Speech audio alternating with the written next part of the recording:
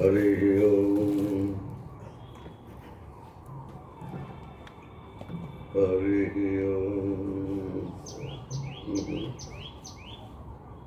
बहुत पास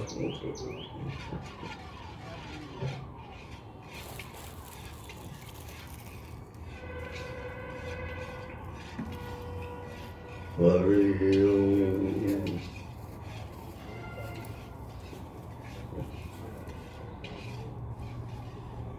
गुरुर्ब्रह्मा गुरुर्विष्णु गुरुर्देवो महेश्वरः गुरु साक्षात् परब्रह्म तस्मै श्री गुरुवे नमः।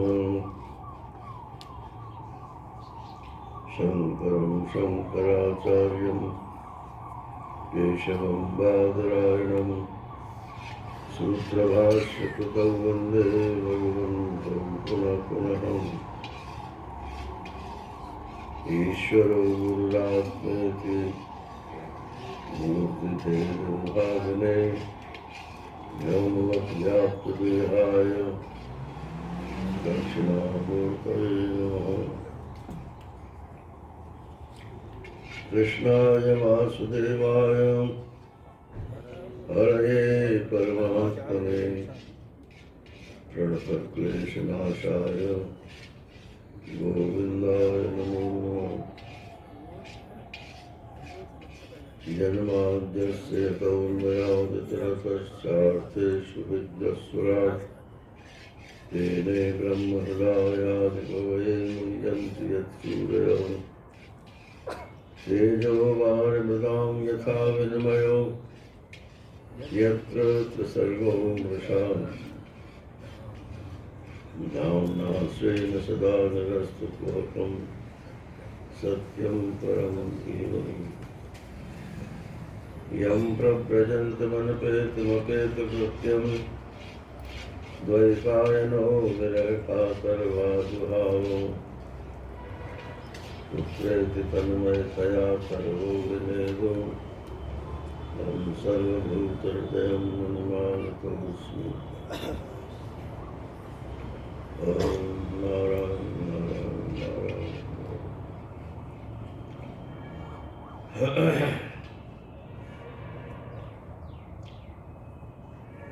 श्रीमद् भागवत के दशम स्कंद में यात्रा यहाँ तक पहुँची है कि सबको, नंद बाबा को, ब्रज के लोगों को, साथियों को, सबको ये पता चल गया कि ये कोई मनुष्य मात्र नहीं है। श्री कृष्ण बलराम कोई विशेष शक्ति युक्त है, अवतार है। ये तो आज की भाषा है। विशेष शक्ति वाले हैं, ये आज की भी है, पुरानी भी है। अवतार तो बहुत बड़ी चीज होती है, वो तो भक्त लोग हों तभी अवतार की बात आती है। शक्ति से ही जाना जाता है कि ये अवतार है कि अवतारी है या साधारण मनुष्य।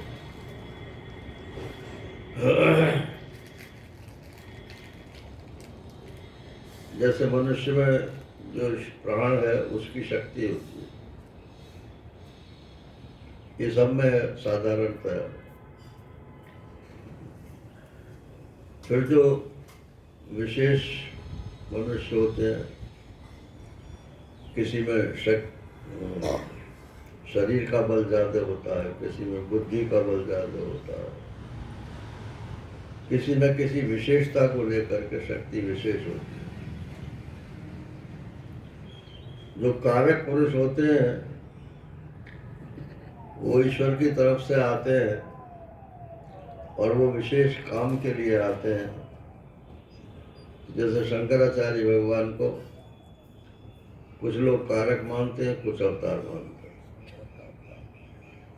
ये जितने आचार्य हैं ये सब कारक पुरुष से कम नहीं है। जो काम इनको सुपुर्द किया गया था वो काम अपना करके चले जाते हैं। अब 32 बरस की कोई आयु होती है, लेकिन 32 बरस की आयु में शंकराचार्य ने जितना साहित्य सर्जन किया उतना तो आजकल 100 बरस की उम्र में भी नहीं कर पाते। और इतना गंभीर साहित्य है कि उसके ऊपर कितनी टीकाएं लिखी जा चुकी हैं। सारी जिंदगी भी आदमी पढ़ता रहे तब भी पूरी नहीं होती। प्रस्थान ही हो गए, विवरण प्रस्थान अलग है, भामती प्रस्थान अलग है। ये दो तो मुख्य प्रस्थान है ब्रह्म सूत्र के। उनमें भेद भी है, लेकिन एक अभेद है, और वो अभेद ये है कि पर ब्रह्म एक ही है। उसमें माया से ही ये सारा भेद मालूम पड़ता है। माया से जो चीज मालूम पड़ती है वो मालूम ही पड़ती है, वास्तव में होती नहीं है। जादू के खेल में जैसे हम जो चीज देखते हैं वो हमको प्रसन्न तो करती है लेकिन होती नहीं। या तो वो जादूगर की ट्रिक्सट्री होती है, मतलब कोई ट्रिक है उसके पास, और जो जादू होता है उसका ट्रिक से कोई मतलब नहीं। वो तो नजरबंदी से भी मालूम पड़ने लगता है। ये पीसी सरकार था ना, ये रोप ट्रिक, उसको ट्रिक ही बोलते हैं अंग्रेजी में। तो मतलब जमीन में पड़ी हुई रस्सी को खड़ा कर देता। जमीन पर पड़ी हुई रस्सी खड़ी हो जाएगी क्या? लेकिन सब लोग देखते थे। अभी एक जादूगर मथुरा में आया था, तो गुरु शरणानंद जी महाराज जो थे उनसे उद्घाटन कराया लोगों ने। तो बोले कोई दिखाओ भाई खेल अपना। तो बोले देखो मैं खेल दिखा रहा हूँ और गुरु शरणानंद जी गायब हो जाएंगे। और उनके चेलों ने हल्ला मचाया कि नहीं नहीं ऐसा नहीं, ऐसा नहीं। अरे क्या घबराओ। और अखबारों में हमने पढ़ा, वास्तव में थोड़ी देर के लिए गुरु शरणानंद जी नहीं दिखाई पड़े। बैठे थे वे, और मिनट 2 मिनट के बाद फिर वहीं बैठे हुए दिखाई पड़े।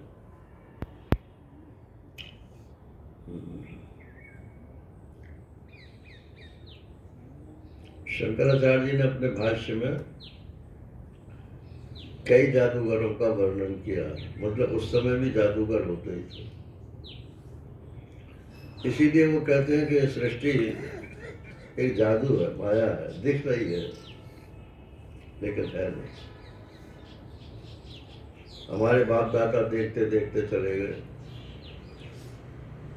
हम भी चले जाएंगे, हमारे बाल बच्चे भी देखेंगे। तो ऐसा लगता है कि ये परमानेंट है और हम इम्परमानेंट है। ना ये शरीर परमानेंट है, ना ये संसार परमानेंट है। स्वप्न संसार है, जब तक चलता है चलता है। इसमें कथा यहाँ तक पहुंची कि भगवान श्री कृष्ण ने सब जुगाड़ जुटा लिया और गोपियों को जो उन्होंने सब आशीर्वाद दिया था कि अगले शरद पूर्णिमा की रात्रि में हम तुम्हारे साथ रास करेंगे, उसका टाइम आ गया। 1 साल बीत गया।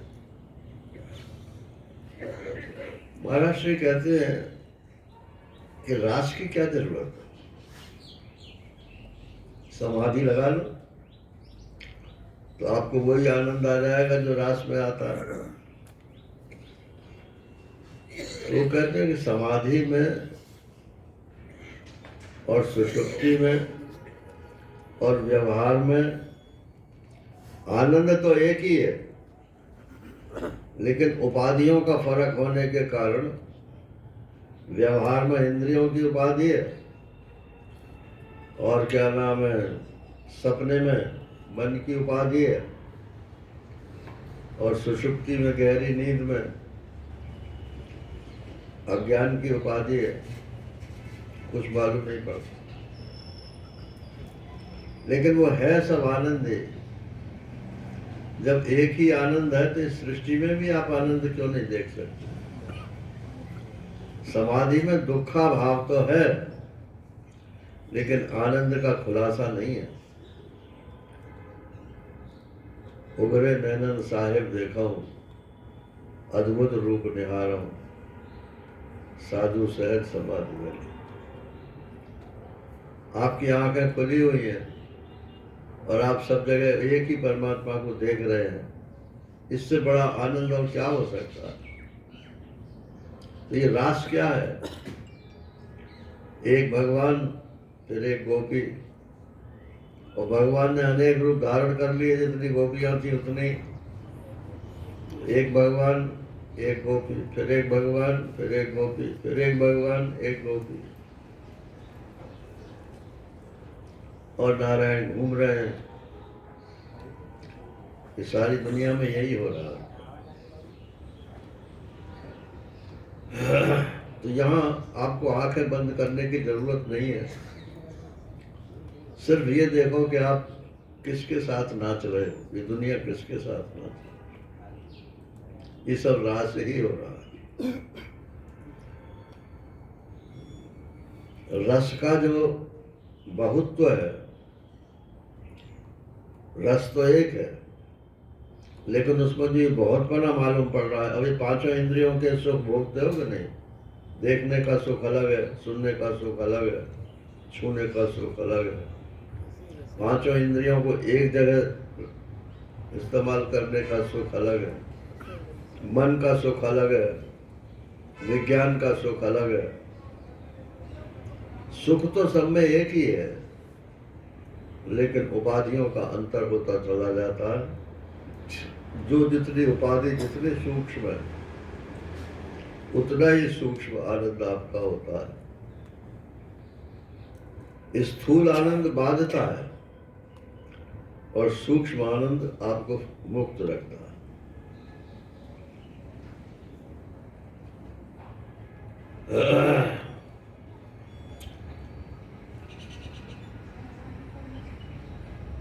भगवान अपितारात्रि शरदोत्फुल्ल मल्लिका वीक्षरन्तुं मनश्चक्रे योगमाया समापुपाश्रिता। भगवान के मन में आया कि अब वो रात्रि आ गई जिसका मैंने वायदा किया था। तो अब ये ऐश्वर्य लीला के अंतर्गत है। भगवान अपना ऐश्वर्य दिखाएंगे कि देखो मैं एक से अनेक कैसे हो जाता हूँ, और आनंद अनंत गुना हो जाता है।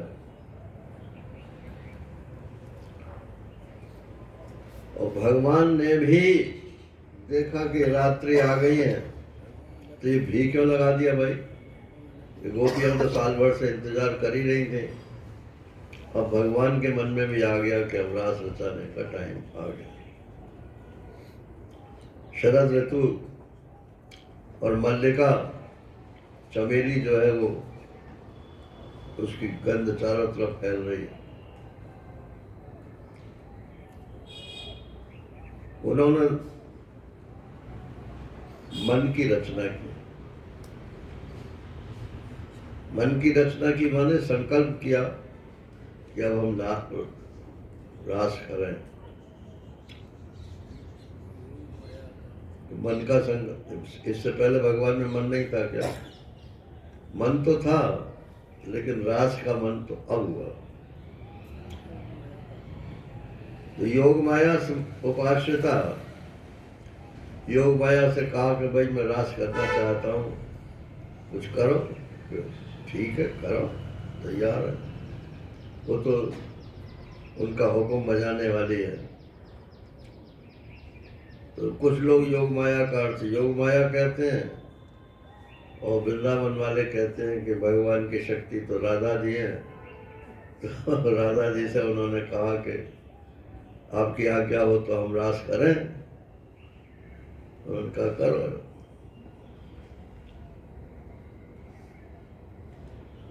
अब आप देख लेना, शरद ऋतु की रात्रि में चंद्रमा बहुत जल्दी उग जाता है और ठंडक भी होती है।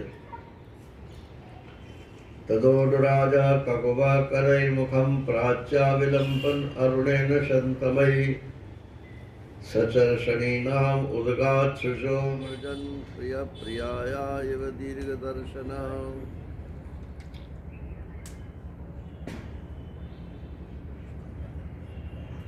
संकल्प करते ही चंद्रदेव ने अपने मुखमंडल पर शीतल किरणों से लालिमा की रोली केसर डाल दी।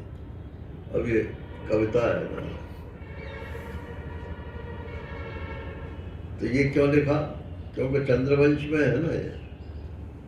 तो उन्होंने कहा कि अब चंद्रमा को क्या बोला है, लक्कड़ दादा के पकड़ बोले आपकी आज्ञा हो तो हम करें रास। तो चंद्रमा ने कहा कि करो, देखो मैं भी रास कर रहा हूँ। कैसे कि वो लालिमा उन्होंने उगते समय जो लालिमा होती है, आकाश तो साफ होता है, मानो वो भी होली खेल रहे हैं, तो उन्होंने सम्मति दे दी।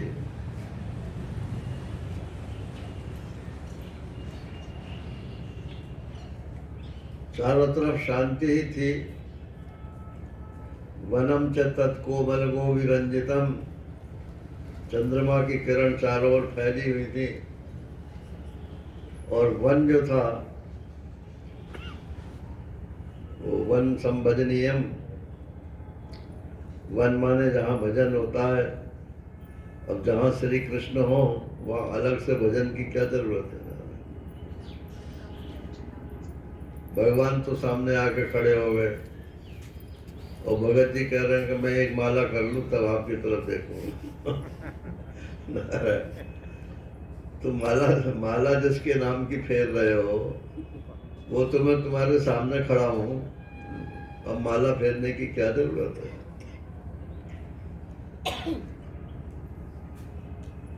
तो जगऊ कलम वाम दृशाम मनोहरम। वाम दृशाम माने गोपियां, गोपियों को क्या बोलते हैं? वामा। स्त्री को वामा बोलते हैं। वामा माने उल्टा, कहते हैं ना वामांग में, तो वहाँ लेफ्ट के अर्थ में बोल देते हैं कि हमारे वामांग में है, मगर एक्चुअली वाम माने होता है उल्टा। तो बहुत संभाल करके इस पति पत्नी जो है सुन ले, तब जा गृह सुख में होता है।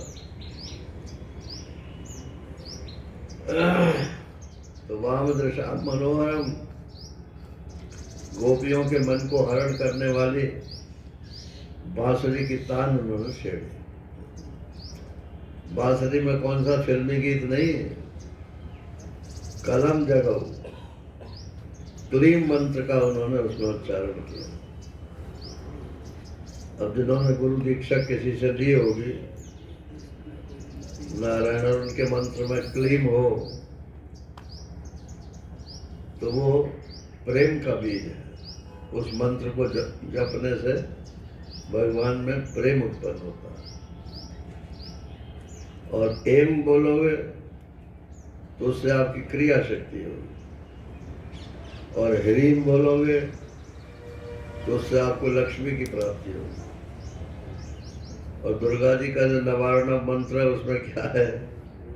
ओम एम ह्रीम क्लीम, तीनों लगाई दिए नारायण। मजबूती के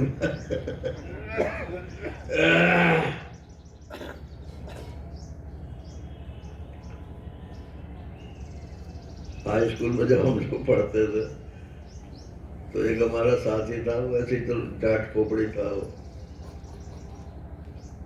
तो ट्रांसलेशन हाई स्कूल में नहीं और छोटी क्लास में तो ट्रांसलेशन दिया था, तो कंजंक्शन पढ़ा रहे थे। उन्होंने कहा एक एंड होता है, एक एज वेल एज होता है, अर्थ तो दोनों का वही है, तो सेंटेंस बना के लाना।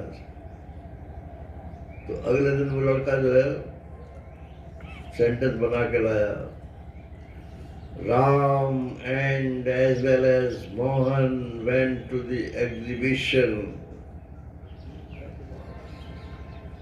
और वो टीचर जो थे वो परमिया थे। ये कहाँ है, कहाँ लिखा? बोले ये लिखा है एंड एज वेल, एंड भी लगा दिया और एज वेल एज भी लगा दिया। बोले जी मजबूती के मारे लगा दिया। कहीं राम और मोहन अलग अलग ना हो जाए।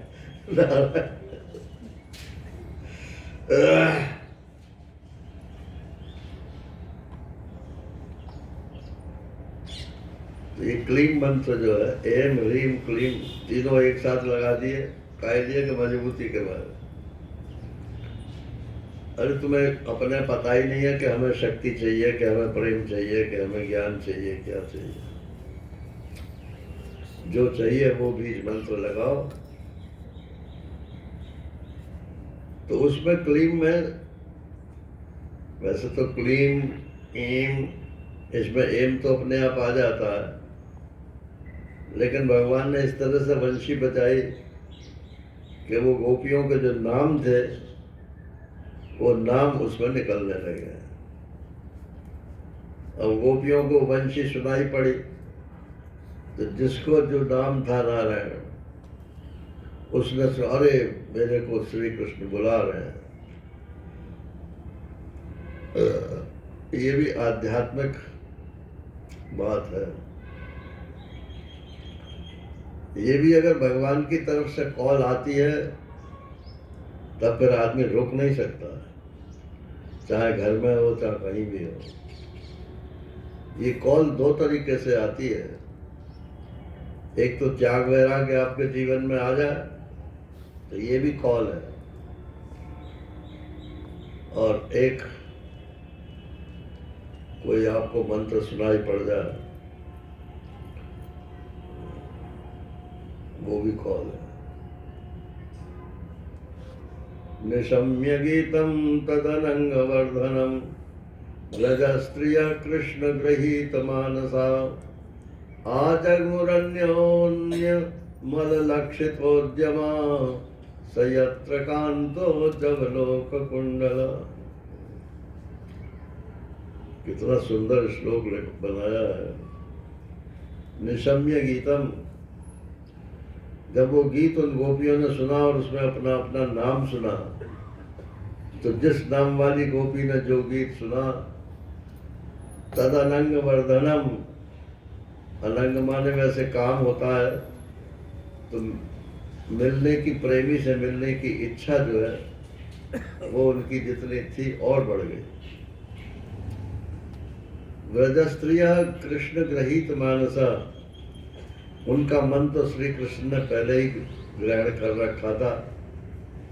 जैसे ही क्लेरियन कॉल हुई नारायण, तो तुरंत चल पड़ी, एक मिनट भी नहीं लगाया। जगमु अन्योन्यम लक्षितोद्यमा, और साथ साथ जाती थी वहां। उसमें हेमंत मास में जो साधना कर रही थी कि श्री कृष्ण हमारे पति हो, तो सब मिलकर के जाती थी। और जब वंशी की ध्वनि सुनाई पड़ी तो अकेली ही चल पड़ी, दूसरे को कहीं खबर न लग जाए। नारायण सयत्र कांतो जब लोक कुंडल, और इतनी तेज भागी कि उनके कानों के कुंडल जो है वो हिल रहे थे। अब सुखदेव जी महाराज जो जन्म से ही विरक्त है ना, वो ऐसा श्रृंगार रस का वर्णन करते हैं।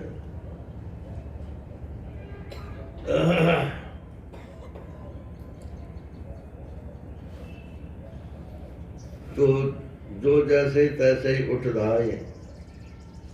रामावतार में भी तो है ना, जनकपुर में जैसे ही मालूम पड़ा कि राजकुमार जो है वो नगर घूमने आए हैं, तो जिसको जैसे ही पता चला सो भाग करके छज्जे पर खड़ी हो गई। दोहंत्यो भी काश्चित दोहम हित्वा समुत्सुका पयोदिष्य संयावनम अनुद्वास्य पराययुः। कोई स्त्री दूध दो रही थी, दूध काढ़ रही थी, वहीं छोड़ दी। ये हमारा काम पूरा हो जाए तब हम संन्यास लेंगे। वो काम तो कभी पूरा होता नहीं है। परमात्मा की प्राप्ति के लिए तुरंत फुरत जो काम कर सकता है वही सफल होता है। तो कोई दूध दो रही थी और कोई जो है दूध चूल्हे पर गर्म कर रही थी, छोड़ दिया। उबनेगा वो बन जाएगा। और कोई लपसी बना रही थी ना, सैया हलवा समझ लो आप। महाराष्ट्र ने तो इसका अर्थ लपसी किया। कोई हलवा बना रही थी चूल्हे पर,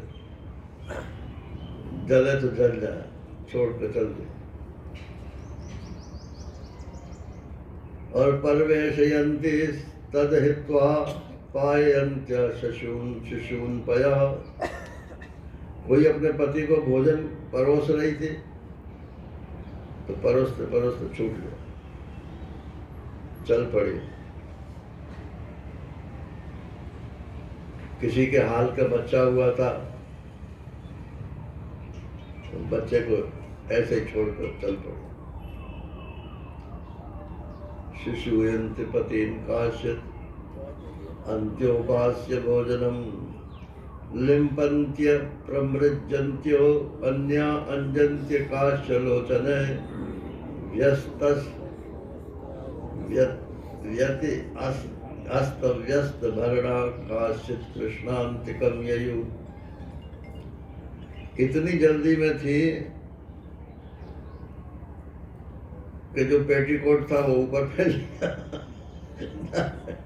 मतलब जो कपड़ा जहाँ पहनना चाहिए था वो वहां उन्हें सुधी नहीं थी, शरीर ऐसे ही ढक कर और भाग चुकी। कोई अपना श्रृंगार कर रही थी तो आधा श्रृंगार हुआ, ऐसे ही चल पड़ी। एक आंख में अंजन लगा चुकी थी, दूसरे आंख में ऐसे ही बिना लगे ही चल दी।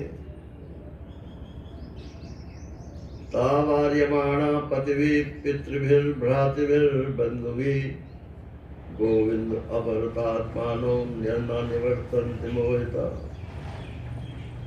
उनके पति ने कहा, अरे कहाँ जा रही हो? किसी का भाई था तो उसने रोका, कहाँ जाती है? पति ने, पिता ने, भाई ने और भी जो उनके घर में थे, सब ने रोका, कहाँ जा रही हो, कहाँ जा रही हो? लेकिन उनका तो चित्त जो था वो भगवान में लगा हुआ था, इसलिए वो उन्होंने किसी की सुनी नहीं। और एक स्त्री कमरे में थी उस समय, तो झटपट उसके घर वालों ने उसको ताला लगा दिया। अब कहाँ जाएगी?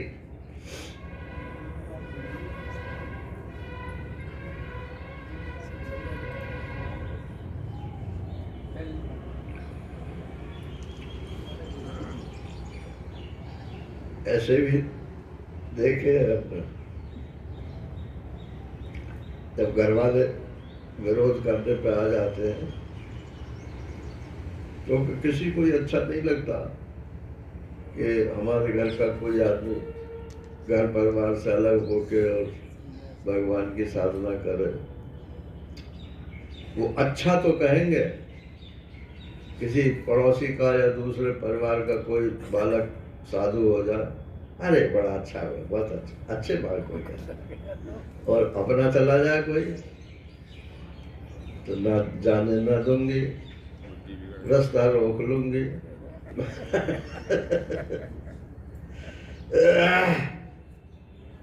तो उसको बंद कर दिया, उसकी क्या हालत हुई।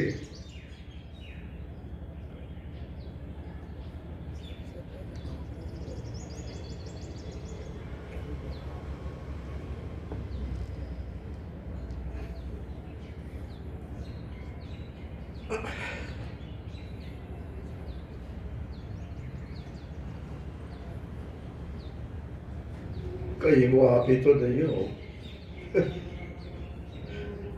जो सहप्रेष्ट विरह तीव्रता तदाशुभा,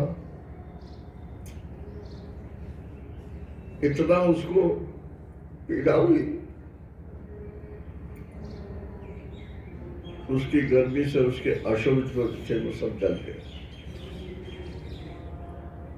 और श्री कृष्ण का ध्यान किया, ध्यान प्राप्त अच्युत अश्लेष निर्वृत्या क्षीण मंगला। और भगवान के ध्यान करने से उसके जो शुभ कर्म थे संचित, वो सब जल गए। तीव्र ताप, विरह के ताप से तो उसके पाप जल गए, और भगवान के ध्यान से उसके शुभ कर्म जल गए। ज्ञानाग्नि दग्ध कर्माणम तमाहु पंडितम बुधा, ज्ञानाग्नि सर्व कर्माणि भस्मसात कुरुते तथा। तो उसका क्या हुआ फिर? अब ये वैष्णव ग्रंथ है, इसमें उसकी आत्मा निकल करके श्री कृष्ण में जाके पहले ही मिल गई, और उसकी संगी साथी तो बाद में पहुंचे। तमेव परमात्मानं जार बुद्ध्यापि संगता, जुहुर्गुणमयं देहं सद्यः क्षीणवंदना। ये ठीक है कि उसने परपुरुष के प्रति प्रेम किया था, लेकिन अग्नि को चाहे किसी भी भाव से पकड़ो, वो तो जलाएगी जलाएगी।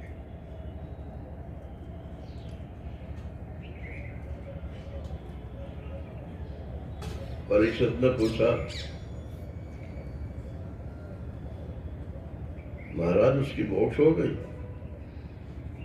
ये तो सर्वशास्त्र सिद्धांत विरुद्ध है। कृष्णम विदु परम कांतम न ब्रह्म तया मने, वो तो उनको ब्रह्म नहीं जानती थी, फिर मोक्ष कैसे हो गया? मोक्ष तो ज्ञान से होती है। तो सुखदेव जी कहते हैं, उत्तम पुरस्तात् एतत्ते चैद्य सिद्धिम यथागता। अरे तू भूल गया भाई, शिशुपाल की कथा मैंने नहीं सुनाई? वो तो द्वेष से उनको भजता था, लेकिन उसकी आत्मा भी तो श्री कृष्ण में मिल गई जा करके।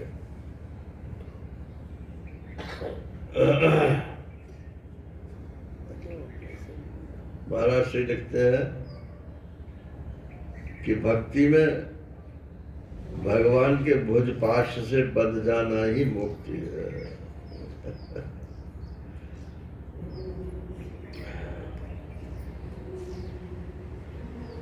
कामम क्रोधम भयम स्नेहम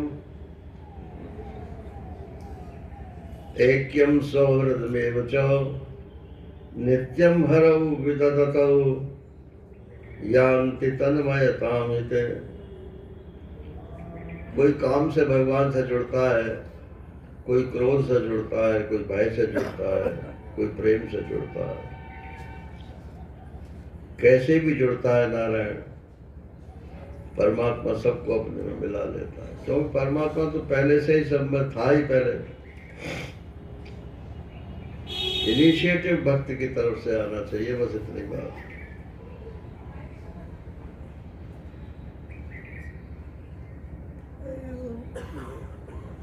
तो भगवान तो नारायण आए इसीलिए हैं।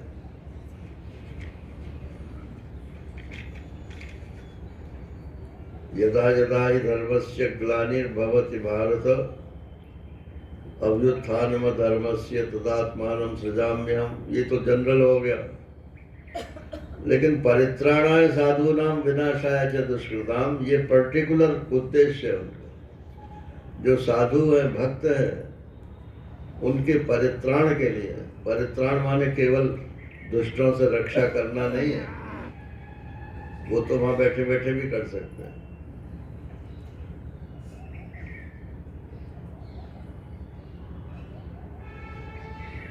सब साधु जो जिसने सारा जीवन इसीलिए लगा दिया कि हमें भगवान का दर्शन प्राप्त हो या भगवत प्राप्ति हो, तो अगर वो उसकी मंशा पूरी हो जाए तब उनका परित्राण है, तब इसलिए उनको भगवान को आना पड़ता है।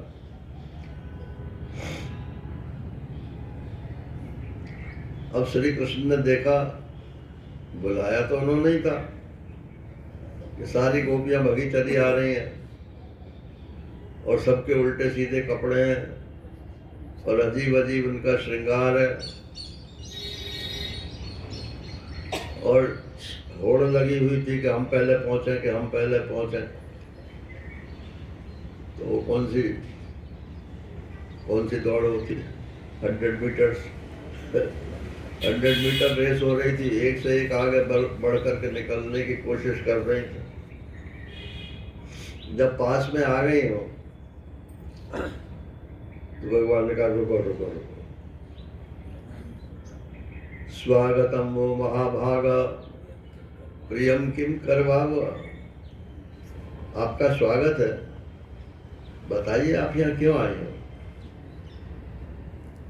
ब्रजस्य अनामयम कश्चित, क्या ब्रज में कोई रोग वोग लग गया क्या। ब्रूत आगमन कारणम, अपने आने का कारण बताइए आप।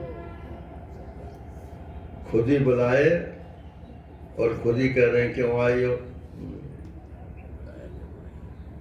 अरे भाई चलो खैर आ गई, कोई बात नहीं है। रजनी ऐसा घोर रूपा घोर सत्व निषेविता प्रत्यात ब्रजम देव स्थेयम स्त्री भी सुमतिमा। आप तो बहुत सुंदर स्त्री हो और बड़े भले घर की हो। ये रात जो है बहुत खराब है, यहाँ चोर डाकू भी घूमते हैं, जंगल का मामला है। अब तुम जल्दी से घर वापस चली जाओ। मातरा पितरा पुत्रा भ्रातरा पतयश्च वा विचिन्वन्ति। जाओ ना, सब लोग तुम्हारा इंतजार कर रहे होंगे, ढूंढ रहे होंगे कहाँ गई कहाँ गई कहाँ गई। और किसी ने कहीं पुलिस में तो रिपोर्ट नहीं करा दी।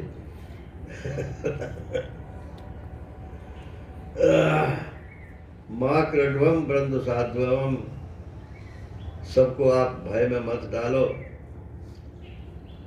अगर तुम कहो कि हम तो वन को देखने के लिए आए हैं, तो चलो देख लिया, अब चली जाओ। यमुना यमुना अनिल लीलई पल्लव शोभितम, यमुना जी के दर्शन कर लिए, उनके किनारे के वृक्षों के दर्शन कर लिए, अब आप जाओ। और फिर आपके तो घर में बच्चे भी हैं, वो अपनी माँ के बिना रो रहे होंगे, जाओ उनको जाकर दूध पिलाओ।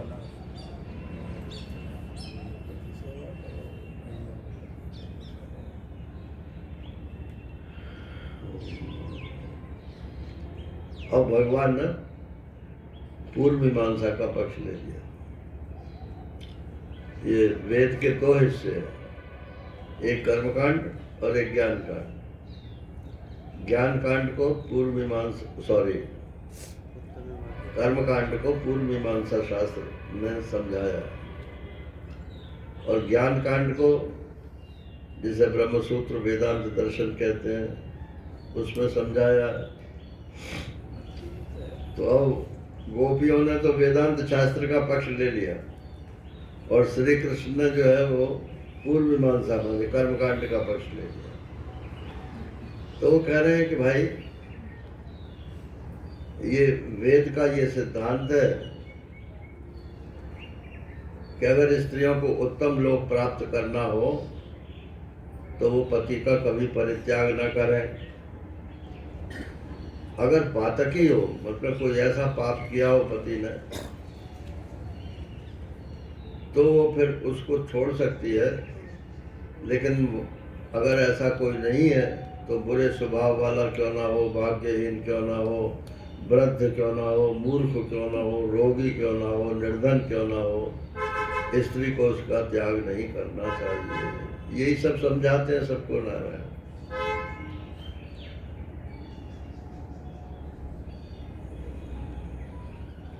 कुलीन स्त्रियों के लिए जार पुरुष की सेवा सब तरह से निंदनीय है। अपने लिए कह रहे हैं कि हम जार पुरुष हैं।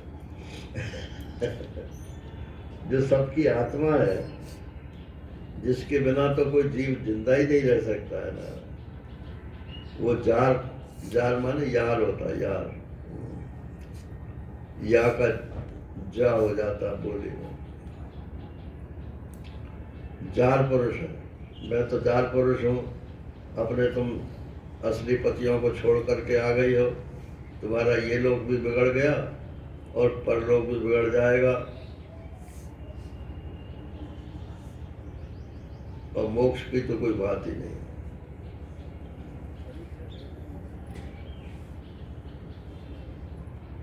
गोपियों ने कहा कि घर में असल में सत्संग नहीं मिलता। काम काज बहुत रहते हैं, तो अगर घर से अलहदा हो जाए तो श्रवण भी अच्छा होता है, कीर्तन इत्यादि भी ध्यान भी अच्छा होता है। ज़्यादातर सन्यास की तरफ जो रुचि होती है वो इसी बात को लेकर के रुचि होती है। इसलिए रुचि नहीं होती है कि आत्मा तो सन्यासी ही है, ये जीव जो है ये कर्मी होकर के उसने अपना सन्यास धर्म छोड़ रखा। ज्यादातर इसीलिए कहते हैं कि अरे झंझटों से सब मुक्त हो जाएंगे। श्रवणात् दर्शनात् ध्यानात् मयि भावो अनुकीर्तनात् न तथा सन्निकर्षेण प्रत्यात ततो गृहान। बोले देखो नियम यह है कि जो चीज़ दूर होती है वही प्यारी लगती है, और जब वो पास में आ जाती है तो फिर जो जिसको छोड़ के आए हैं वो फिर अच्छा लगने लगता है। इसलिए जहाँ हो वहीं रहो और मेरा दर्शन श्रवण इत्यादि करते रहो, जितना हो जाए उतना ठीक। अब ये पूर्व मीमांसा का पक्ष है। अब जब गोपियों ने ऐसी बात सुनी श्री कृष्ण से तो उनका मुख लटक गया, और जिस आशा से वो भगी चली आ रही थी वो आशा पर कुठाराघात हो गया। प्रेष्ठम प्रियतरमेव प्रतिभाषमाणम कृष्णम तदर्थ विनिवर्तित सर्वकामा नेत्रे विमृज्य हृदितोपहते स्म किंचित संरम्भ गदगद गिरो अप्रुतानुरक्ता। अब कमजोर जो है सिवा रोने के उसके पास और कोई नहीं होता, तो उन्हें रुलाई छूट गई नारायण। आंखों से आंसू निकलने लगे, फिर आंसू पहुंच करके और ये भी हुआ कि हम आई और इन्होंने बुलाया, हम आई और अब कह रहे जाओ। तो महाराज श्री कहते हैं कि श्रृंगार रस में यदि दोनों एक ही रस के हों तो वृद्धि नहीं होती है। एक पार्टी जरा दूर रहने की कोशिश करे, दूसरी पास आने की कोशिश करे, तब जो है रस की वृद्धि होती है। तो अब ये तो आई थी, पास आई थी, अब भगवान ने एक झोटा दे दिया कि जा पीछे, जैसे झूला होती है ना, तो झूला में जो है झोटा आया पास को और फिर फेंक दिया। तो जितने वेग से फेंकोगे फिर दूसरे वेग से फिर वो आएगा। तो भगवान ने इसलिए उनसे ये ऐसी ऐसी बातें की। अब गोपियां वेदांत दर्शन के हिसाब से कहते हैं, मैवं विभो रहति भवान गदितुं नृशंसं संत्यज्य सर्व विषयांस्तव पादमूलम् भक्ता भजस्व दुर्वग्रहमात्यजास्मन् देवो यथादि पुरुषो भजते मुमुक्षुम्। इसको प्रणय गीत बोलते हैं। माने गोपियां जो है वो श्री कृष्ण से प्रेम की भीख मांग रही है, प्रणय गीत। बोले श्री कृष्ण तुमको ऐसी कड़वी बातें नहीं बोलनी चाहिए। हम तो सब विषयों को छोड़ करके और आपके शरण में आए हैं। पादमूलम क्या है? मुंडकोपनिषद कि शिष्य जो है मोक्ष की इच्छा को लेकर के गुरु के पास जाए, न कि ये कि गुरु उसके पास आए, स्वयं जाना पड़ता।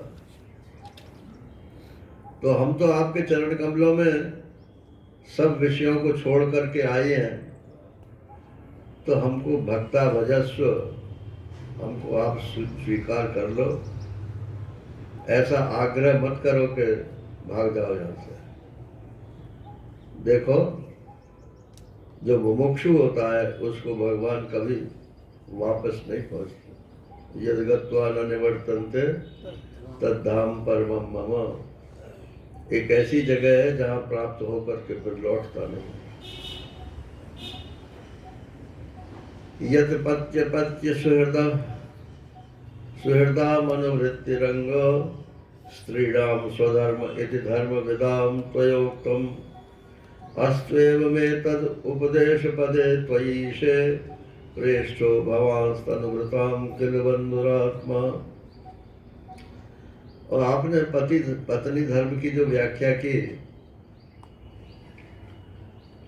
कि स्त्रियों का यही धर्म है कि अपने सब पति बच्चे भाई बंधुओं की सेवा करें, ठीक है।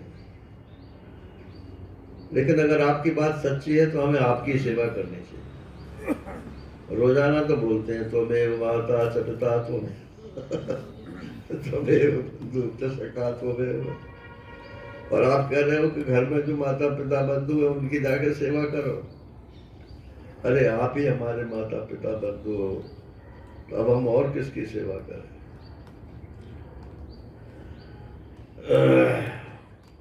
और आप ही हमारे आत्मा हो। आत्मनस्तु कामाय सर्वम प्रियम भवति। आत्मा ही के लिए सब प्रिय होता है। तो श्री कृष्ण तो हमारी आत्मा है, इसलिए श्री कृष्ण से प्रेम न करें तो हम किससे करें? अब ये वेदांत पक्ष है ना। अब इसमें तो नहीं है, लेकिन वहाँ वृंदावन में रास में ऐसा दिखाते हैं कि कोई पति जो है वो घर से बाहर गया तो बोले मैं 3 दिन में लौट के आ जाऊंगा। तो बोले मैं तो आपके बिना भोजन नहीं करती हूँ। तो उन्होंने अपना चित्र दे दिया कि ऐसा है, ये चित्र तुम रख लो और टाइम से भोग लगा देना और फिर उसके बाद खा लेना, ठीक है। अब वो महाराज भोग लगा रही थी। अब वो 3 दिन के बजाय अगले दिन ही लौट आया। अब आके कुंडी खटखटावे हो और बोले मैं तो ठाकुर जी का भोग लगा रही हूँ, जब भोग लगा दूंगी तब जाकर खोलूंगी। तो वो पूछते हैं कि बताओ उसका क्या फर्ज है, ठाकुर जी की सेवा करके तब कुंडी खोले या पहले कुंडी खोल दे और फिर ठाकुर जी की सेवा करे? तो वो गोपी कहती है, मैंने रास में जो दिखाते हैं कि जब हमने तुमको पति वर्ण कर लिया, जब असली पति सामने आ गया तो नकली पति का क्या मतलब है? वो तो सब नकली पति हैं जो घर में बैठे हैं। असली पति तो तुम हो ना। तो हम तो तुम्हारे पास आ गए, अब हम वापस नहीं जा सकते।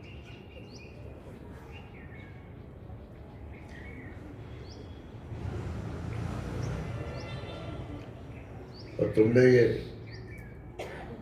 प्रेम की खेती की है हमारे हृदय में, इसको अपने हाथों से मत काटो।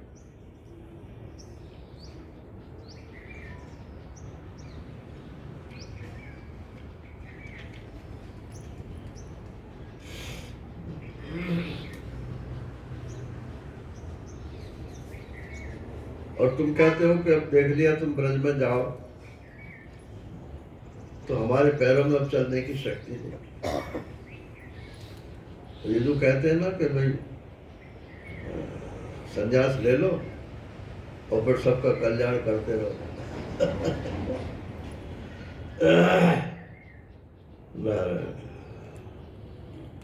तो कहते हैं जब तुमने विहित सारे कर्म छोड़ दिए, अब और कौन सा कर्म करने की बात तुम्हारे दिमाग में आती है?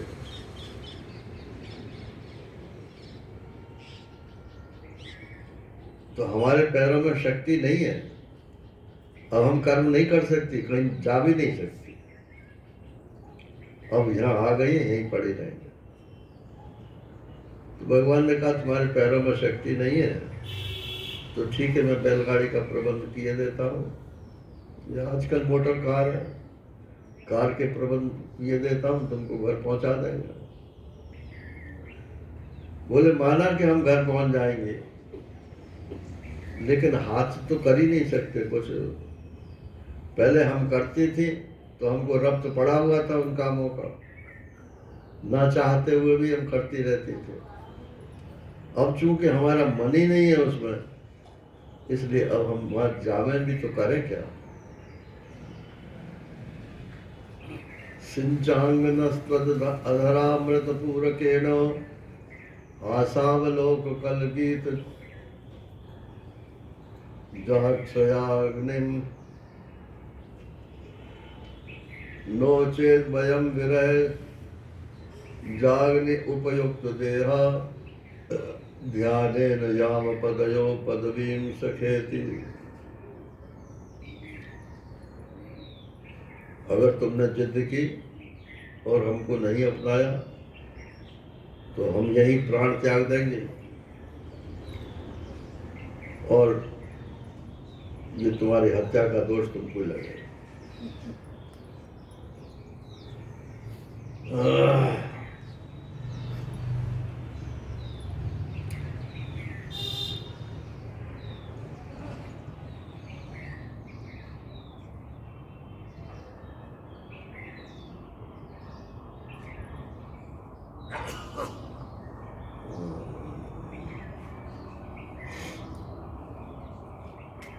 कास्त्रंगते कल्पनायत मूर्छितेन सम्मोहिता आर्यचरितान्न चले त्रैलोक्यां त्रैलोक्य सौभगमिदं च निरीक्ष रूपं यद गोद्विज ध्रुव मृगा पुलकान्य विभ्रन। ऐसी कौन सी स्त्री है जो आपके इन संगीतमय स्वर लहरी से सम्मोहित नहीं होकर के और अपना धर्म न छोड़ दे? गाय, पक्षी, वृक्ष, हरिण सभी तो आपको प्रेम करते हैं, हम करते हैं तो इसमें क्या बात? हम तो मनुष्य तो हैं कम से कम।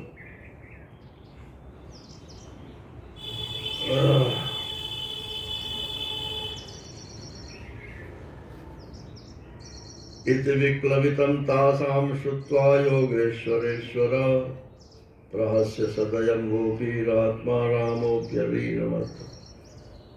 भगवान तो परीक्षा ले रहे थे, जब उनकी ऐसी भावनाएं सुनी तो उन्होंने कहा कि बहुत अच्छा है, चलो जिस उद्देश्य से तुम आई हो, अब हम तुम दोनों रास करते हैं। अब नारायण रास शुरू हुआ। कहते हैं कि 16,000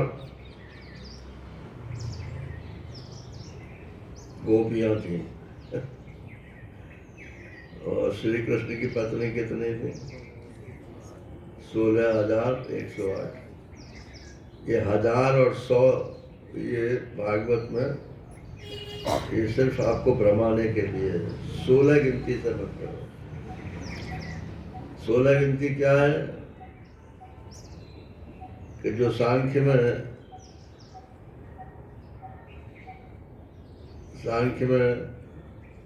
क्या है, 8 तो प्रकृतियां हैं और 10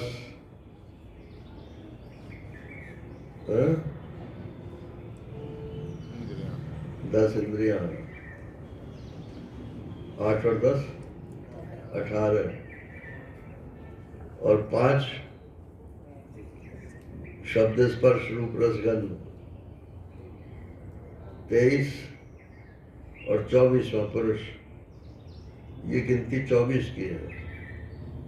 और षोडशतु विकारा, और जो विकार हैं वो 16 हैं। तो वो विकार का ही भगवान के साथ विवाह होता है, इसलिए 16 अंक जो है उसमें रहते हैं।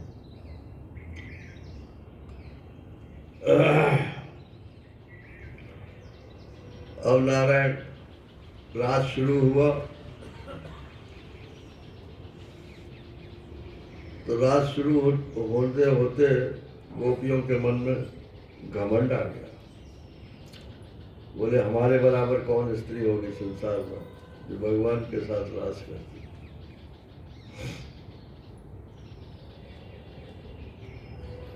एवं भगवता कृष्णा लब्धमाना महात्मना आत्मानं मेनरे स्त्रीणां मानिन्यवधिकं भुवि।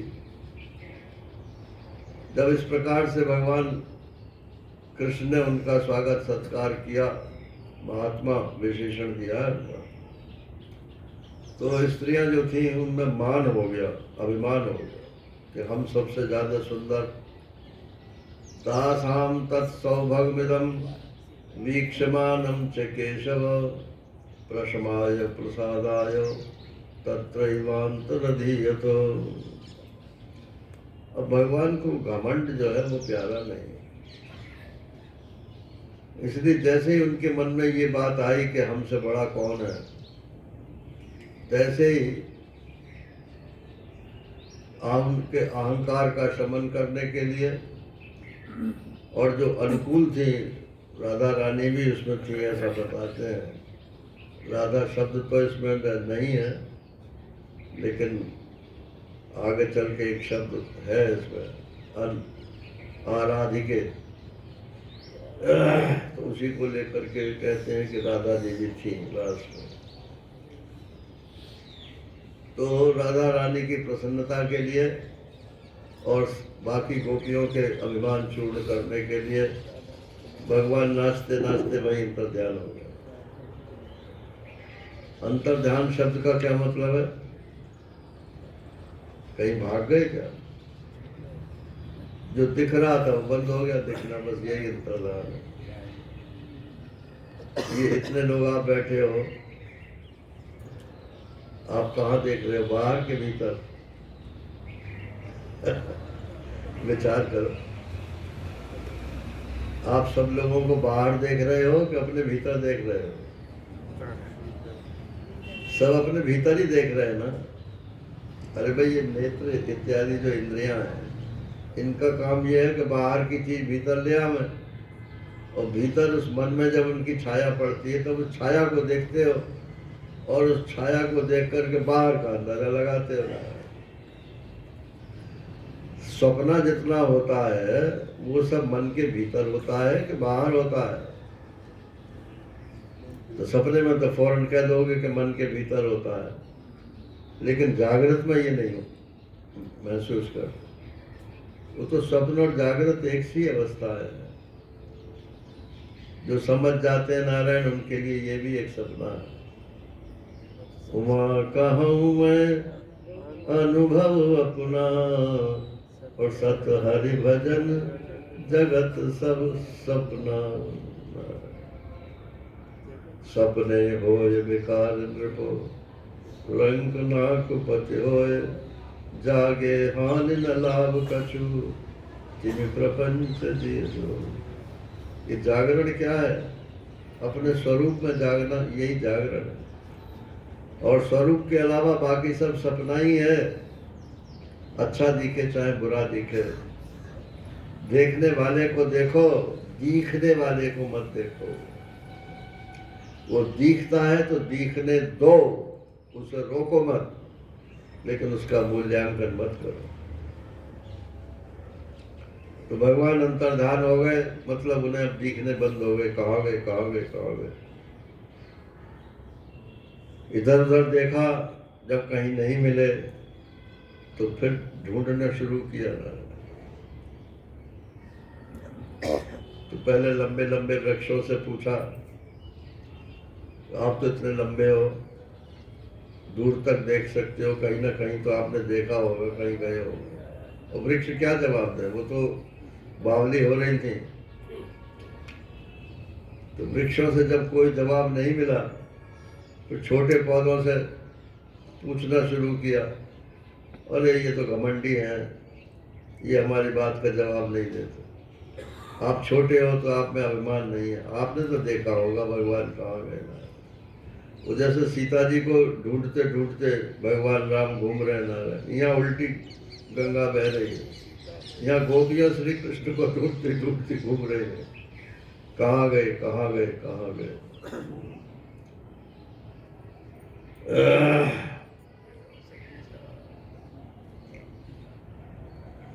फिर पशु पक्षियों से पूछने लगे।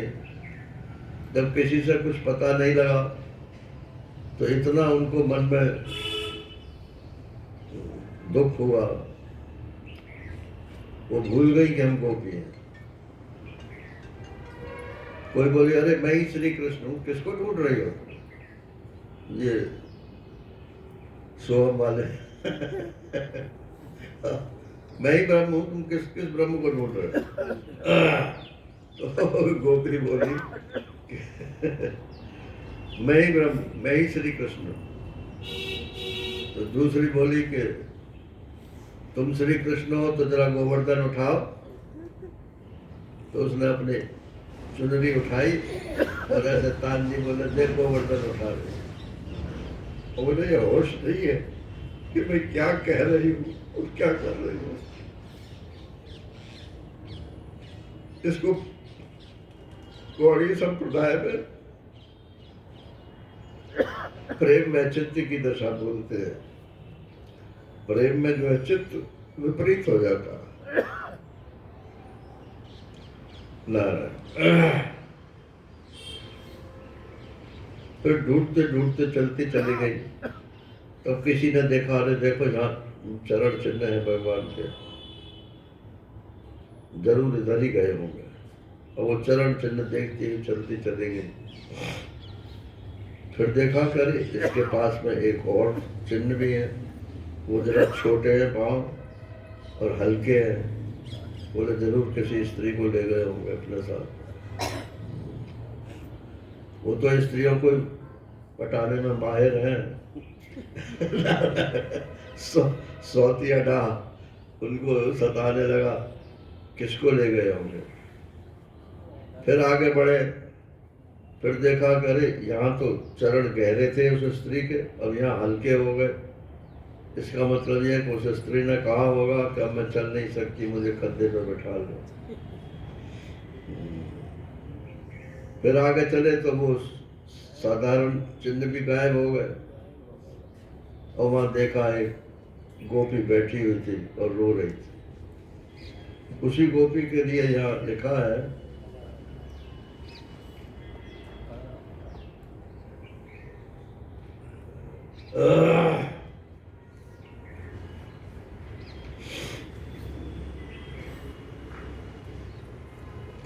अनया आराधितो नूनम भगवान हरिश्वर। जरूर ये महिला जो जिसको साथ में ले गए हैं, ये कोई उनकी आराधिका रही होगी। बस इसी शब्द को पकड़ करके ये वृंदावन के लोग राधा को सिद्ध करते हैं। भागवत भगवान की आराधिका कोई रही होगी, उसी को लेकर के चले गए। उससे पूछा कि तुम रो क्यों रही हो? बोले क्या करूं, मुझे अभिमान हो गया था कि सबको छोड़ आए, मुझे संग में ले आए, तो मैंने कहा कि मेरे से चला नहीं जा रहा है। तो बोले आजा कंधे पे बैठ जा। और जैसे ही वो झुके और कंधे पे बैठने के लिए मैं तैयार हुई, तैसे ही गायब हो गए। अब मुझे पता नहीं कहाँ गए। बोले चलो तुम भी हमारे साथ रहो। नारायण। खूब गुजरेगी जब मिल बैठेंगे दीवाने दो, तो सब मिल गए नारायण। और वो जोर जोर से यमुना के किनारे आकर के और गीत गाने लगे। इसको गोपी गीत बोलते हैं। ये गोपी गीत जो है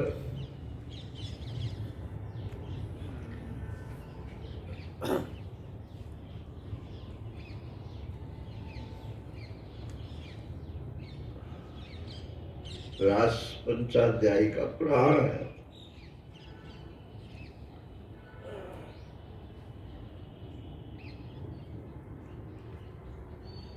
जिनके प्रेम रस की साधना है, वो इसका पाठ नित्य करते हैं और अपने को गोपी मान करके इसके अर्थ में अपनी बुद्धि को लगाते हैं।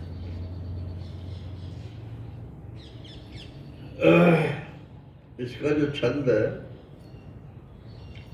वो भी मादक छंद है।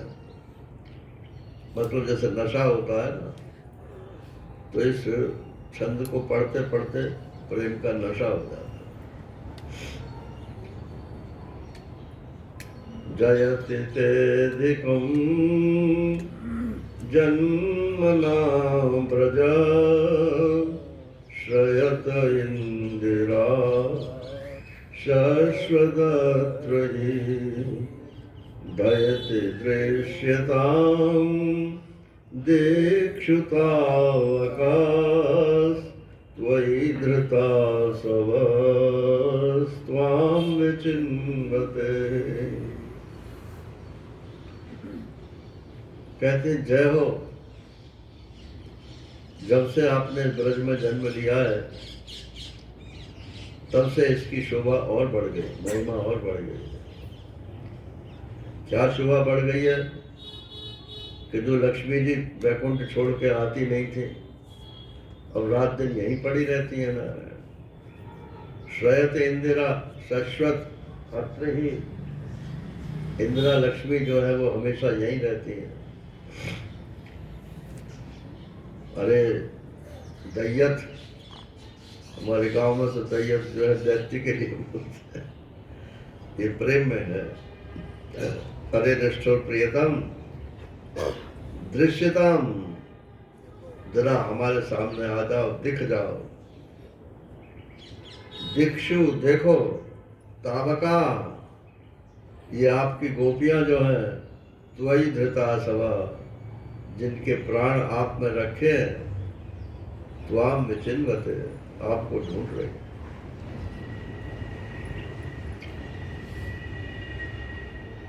शरद भाषये साधु जात सरस जोदर श्रीमुषादृशां सुरतनाथ ते शुल्कदासिका वरद निर्णतो नेह किं बदम्। वो कहते हमको ऐसे मत मारो, आपने तो अपनी नजरों से ही हमको मार दिया है। ये उर्दू के शायर क्या क्या जो है बारीकी छाटेंगे ना। कहते हैं क्या किसी हथियार से किसी को मारना यही अपराध है? नजर से किसी को मारना ये अपराध नहीं है। और मारना ही था तो हम तो मरी जा रही थी, आपने बचाया क्या? विष जलाप्ययात् व्याल रक्षसात् वर्ष मारुतात् वैद्युतानलात्। देखो इतनी जगह हम मर रही थी, काली नाग से हमको डसने वाला था और वो राक्षस अजगर वो हमको खाने वाला था। इंद्र ने वर्षा करके हमको मारना चाहा। नारायण, और भी बहुत सारे दैत्य आए, आपने सबको बचाया। तो तुम वहां से तो बचा लिया और अब मार रहे हो, क्या आपको ये शोभा देता है? न खलु गोपिका नंदनो भवान अखिल देनाम अंतरात्मदृक् लिखन सार्थितो विश्वगुप्तये सखउदेवान सात्वतां कुले। ये गौड़ी संप्रदाय में इसके बहुत हृदय को बींधने वाले अर्थ किए गए हैं। ये 19 श्लोक है शायद इसमें, 19 है। तो ये सब मिलकर के गोपियों ने 19 श्लोक नहीं गाए, कोई श्लोक किसी ने गाया, कोई श्लोक किसी ने गाया। तो एक गोपी कहती है, अरे तुम शिकायत करना बंद करो, न खालू गोपिका नंदन। ये जो है किसी गोपी के बेटे नहीं है। यशोदा के बेटे होते तो हमारी व्यथा को जानते कि गोपी का क्या व्यथा है। फिर क्या है कि अखिल देह नाम अंतरात्मदृक्। ये तो साधु महात्माओं तो ये कहते हैं कि ये साक्षी हैं सबके हृदय के। तो साक्षी तो टुकुर टुकुर देखता है, वो किसी से प्रेम नहीं करता है, इसलिए नहीं करते तो क्या बात, इसमें व्यंग है ना। विखन सार्थितो विश्वगुप्तये। फिर आए क्यों? बोले ब्रह्मा जी ने प्रार्थना की थी कि संसार का भार उतारने के लिए आओ, उनके लिए आए, हमारे पास हमारे लिए थोड़े आए हैं। तो बोले ये फिर कहाँ से आए? गोपिका नंदन ये है नहीं, और ब्रह्मा जी के कहने से आए हैं, इनका अपना कोई पहला कोई कर्म नहीं है। तो बोले सख उदयवान, ये तो आकाश से टपक पड़े। सख माने आकाश से टपक पड़े, इनका कोई माँ बाप नहीं है ना। सात्वताम कुले विरचिता। हम इतना तो नहीं सुना सकते।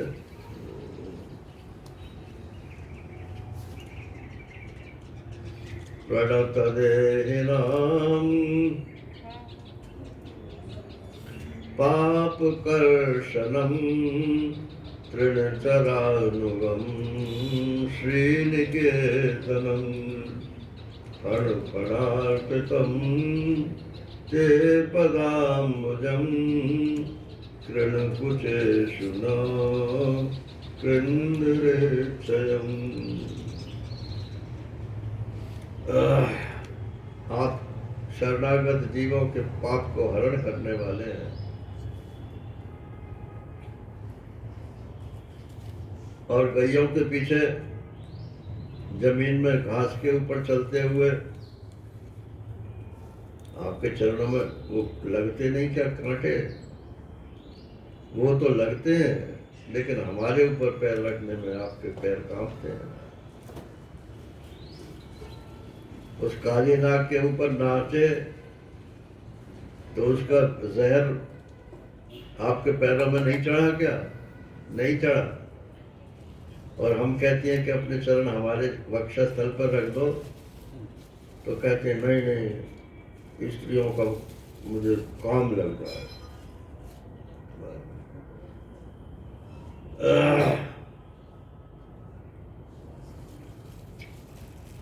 तव कथामृतम तप्त जीवनम कविभिरीडितम कल्मषापहम श्रवण मंगलम श्रीमदाततं भुवि गृह्णन्ति ते भूरिदा जना। भगवान ने कहा, गोपियों तुम तो जिद करते हो, तुम घर जाओ और वहाँ मेरी कथा सुनना। कथा सुन के जितना मेरा मन लगता है उतना मेरे पास रह करके मन नहीं लगेगा, क्योंकि मैं तुम्हारी पास थोड़ी बना रहूंगा, मैं भी कुछ काम धंधा करूंगा।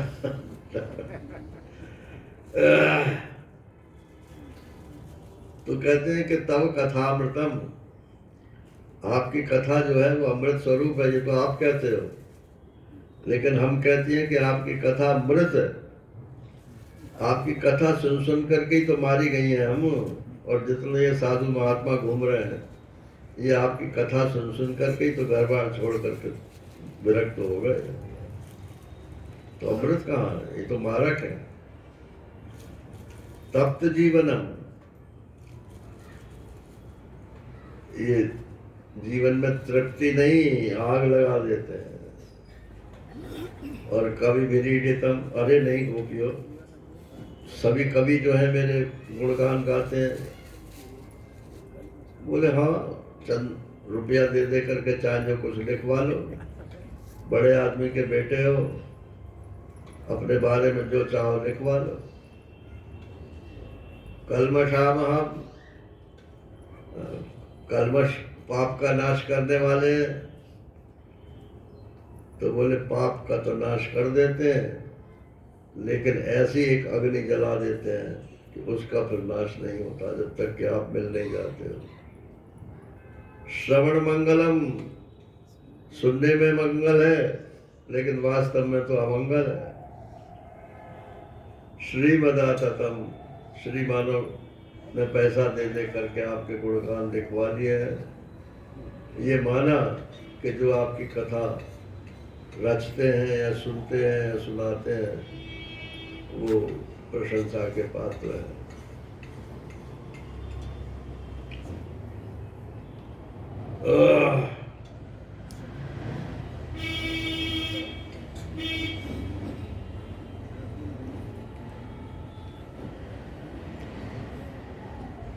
चलो, यत्ते सुजात चरणामुरुहं स्तनेषु भीताशनैः प्रीदधीमहि कर्कशेषु तेनाटवीमटसि तद्व्यथितेन किञ्चित् कूर्पादिभिर्भ्रमति धीर्भवदायुषो न। अरे आप हमारे वक्षस्थल पर अपने चरण रखो, हमको भी संतोष होगा, और कम से कम आप जो ये जंगल में मारे मारे फिरते हो, ये कांटे तो आपको नहीं लगेंगे।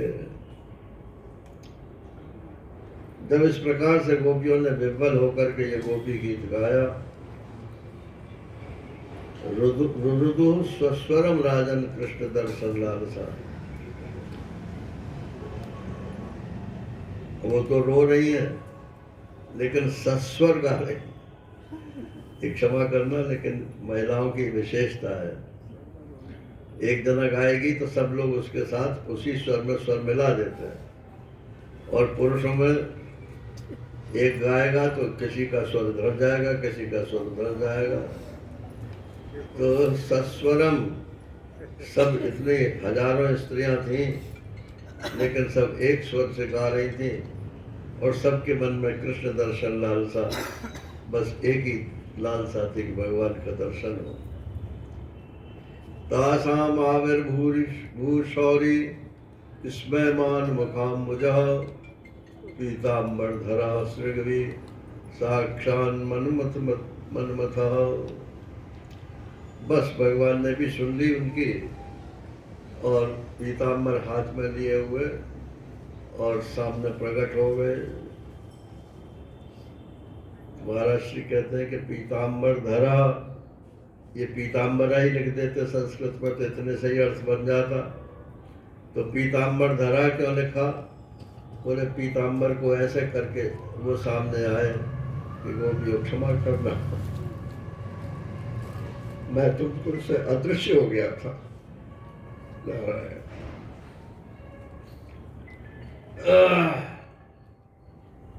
अब तो गोपियों में जान आ गई। किसी ने उनका हाथ पकड़ा, किसी ने पैर पकड़े, किसी ने सिर पकड़ा, सब चिपट गई। और उसके बाद में फिर बोले बैठो। कहाँ बैठो? वो जो चुन्नी उड़ रही थी ना, तो सबने अपनी अपनी चुन्नी उतारी और जमीन में बिछा दी। अब कितनी भी चुन्नियाँ इकट्ठी करो, जब आदमी बैठेगा तो धम से जमीन में जाके लगेगा। उनमें कोई स्टिफनेस तो होती नहीं है। लेकिन भगवान का प्रेम देखो, वो उन्हीं चुन्नियों के ऊपर जिसमें उनके अंगराग लगे हुए थे। वैसे वो अपवित्र है, लेकिन प्रेम में सब चलता है। उस पर बैठ गए। अब बोले कि एक बात का जवाब दो हमारा। क्या? भज दो अनुभजंती को, बस अभी 5 मिनट और लूंगा आपको। भज दो अनुभजंती को एक एतद विपर्ययम नो भयांश भजंती को एतद नो ब्रूहि साधु भी। हम आपसे प्रश्न कर रहे हैं कि 3 तरह के आदमी होते हैं। एक तो वो होते हैं जो प्रेम करने वालों से प्रेम करते हैं। दूसरे वो होते हैं कि जो प्रेम ना करने वालों से भी प्रेम करते हैं। और तीसरे वो होते हैं कि जो दोनों से ही प्रेम नहीं करते। तो श्रीमान जी आप ये बताओ, आप तीनों में से कौन है? नारायण। भगवान समझ तो गए कि मेरे को दंड व्यवस्था होने वाली है।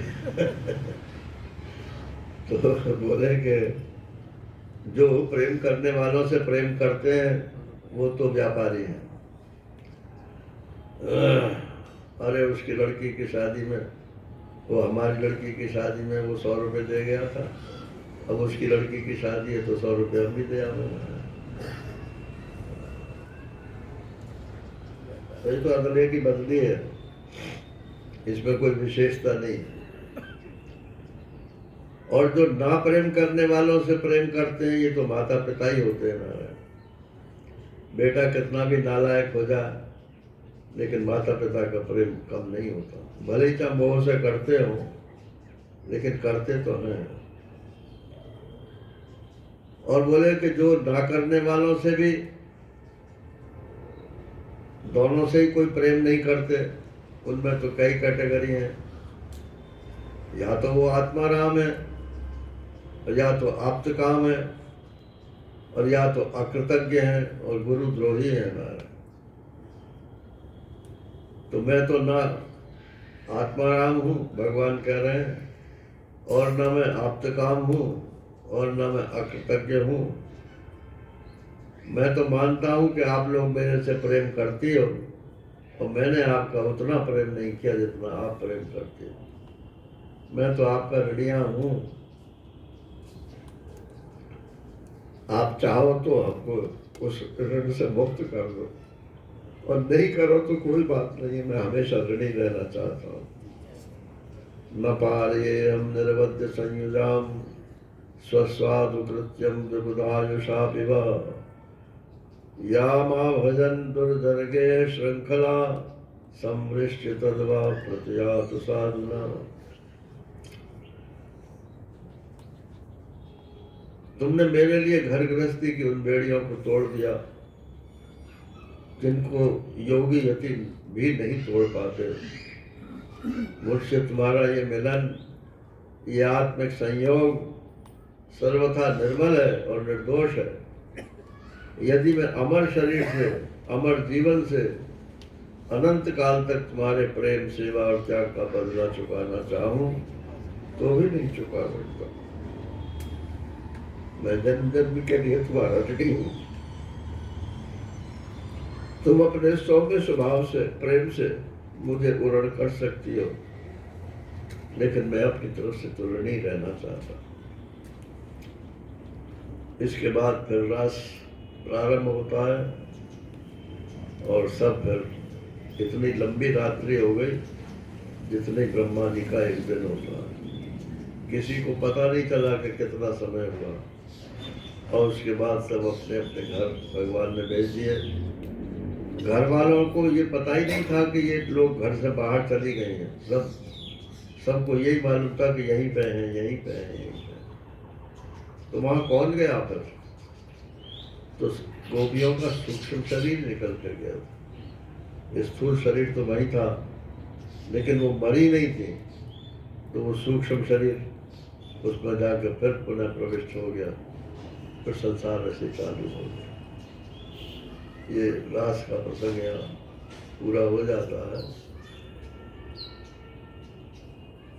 और कल को आगे की कथा होगी।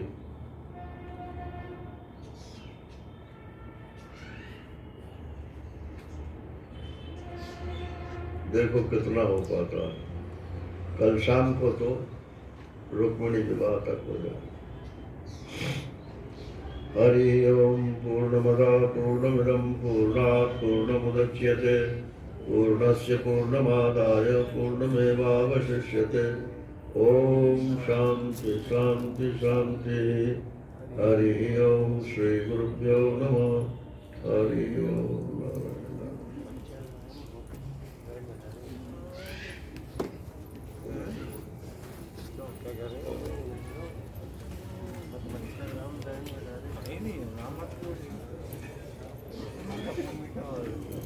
अभी मेरे